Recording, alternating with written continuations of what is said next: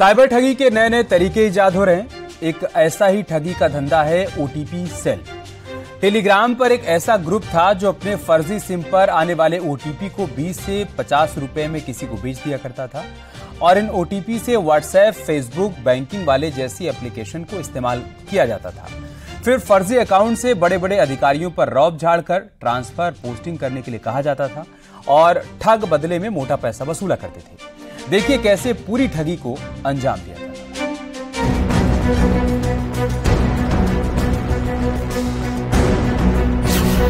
Cyber fraud, IAS, IPS पर रौब, transfer posting का game, Telegram पर सौदा, ओटीपी ऑन सेल, ठगी का नया खेल।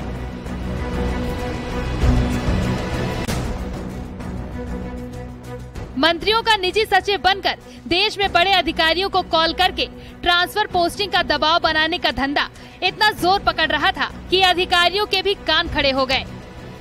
हद तो तब हो गई जब कुछ अधिकारियों को शक हुआ, जब साइबर पुलिस इस नेक्सस को नाकाब करते हुए एक ऐसे धंधे से रूबरू हुई जिसके बारे में आज से पहले आपने सुना ही नहीं होगा।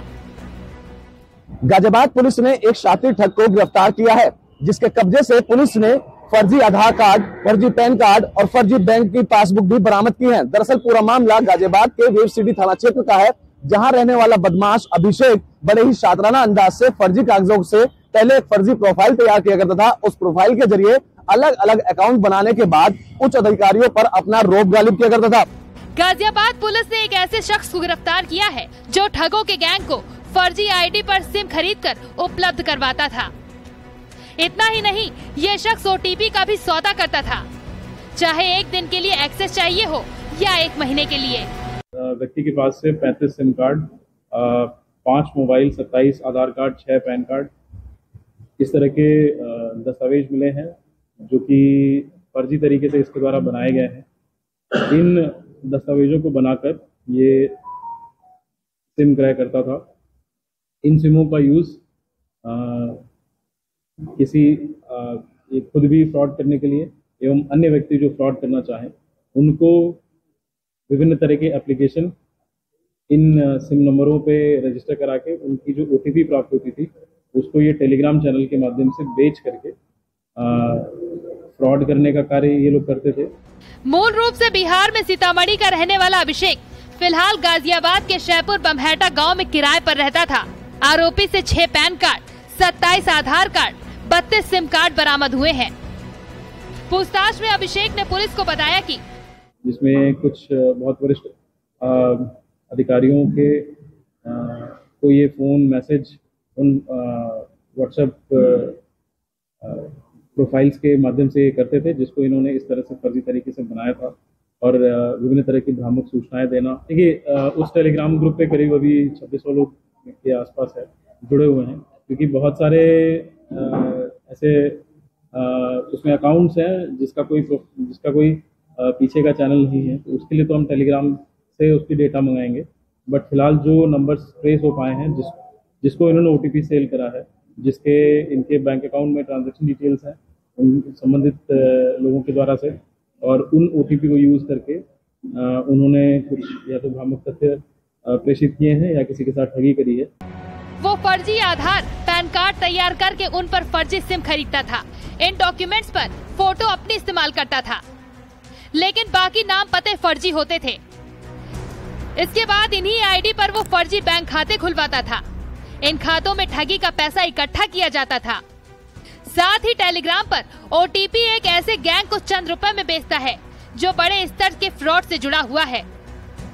वो गैंग मंत्रियों का निजी सचिव बनकर बड़े अधिकारियों को कॉल करता है और लोगों की ट्रांसफर पोस्टिंग का दबाव बनाता है। इसके बदले लोगों से पैसा भी वसूला जाता है।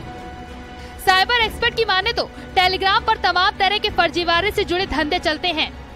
इनमें ओटीपी ऑन सेल एक नई तरह का फर्जीवाड़ा है और अलग अलग सर्विसेज उस पर जनरेट हो सकती हैं उस सिम कार्ड पर। किसी को कोई एप्लीकेशन कॉन्फ़िगर करनी है, किसी को व्हाट्सएप कॉन्फ़िगर करना है धमकी देने के लिए, ऐसे में उसको सिर्फ ओटीपी चाहिए और वो नंबर वो यूज कर पाएगा। और जब तक वो यूज करेगा उसके बाद थोड़े दिनों बाद वही व्हाट्सएप किसी और को भेज दिया जाएगा, वही नंबर कोई और चला रहा होगा। तो इस तरह से सिर्फ ओटीपी बेचकर टेम्परेरी यूज के लिए लोगों को ये सर्विसेज अवेल हो जाती हैं और ये एक बिजनेस बन गया है। इस गैंग ने भारत के कई बड़े अधिकारियों को फोन किया था। इस कॉल के जरिए अधिकारियों पर ट्रांसफर पोस्टिंग का दबाव बनाया गया, जिसके बाद पुलिस इस मामले में एक्टिव हुई। हालांकि आरोपी अभिषेक जिन लोगों को टेलीग्राम का ओटीपी देता था, उनको अभी तक पुलिस ट्रेस नहीं कर पाई है, लेकिन जल्द दूसरे आरोपी भी कानून के शिकंजे में होंगे। गाजियाबाद से न्यूज़ 18 के लिए अमित राणा की रिपोर्ट।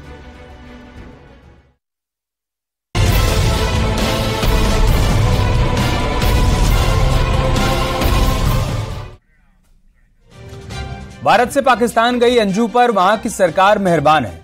पाकिस्तान ने अंजू की वीजा अवधि एक बार फिर से बढ़ा दी है, जिससे साफ इशारा मिल रहा है कि इसी तरीके से धीरे धीरे वीजा अवधि बढ़ाकर पाकिस्तान एक दिन अंजू को वहां की नागरिकता भी दे देगा। लेकिन क्या ये इतना आसान होगा क्या? आइए भी समझते हैं।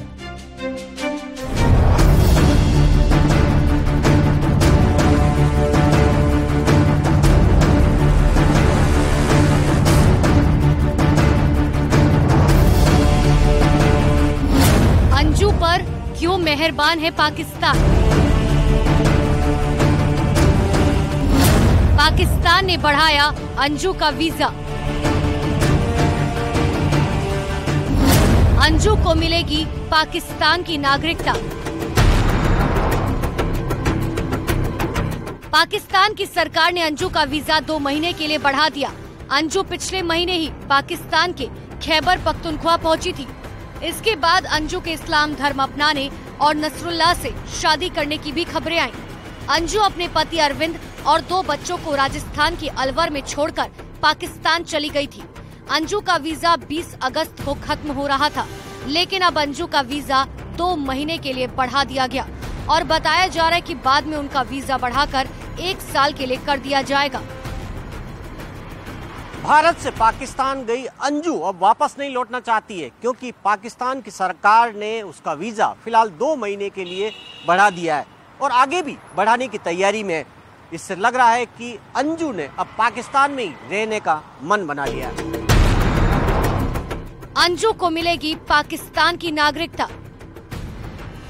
भारत से पाकिस्तान गई अंजू को 20 अगस्त को भारत लौटना था, लेकिन मीडिया रिपोर्ट्स के हवाले से अब जो खबर आ रही है उसके मुताबिक ऐसा लग रहा है कि अंजू भारत वापस लौटना ही नहीं चाहती।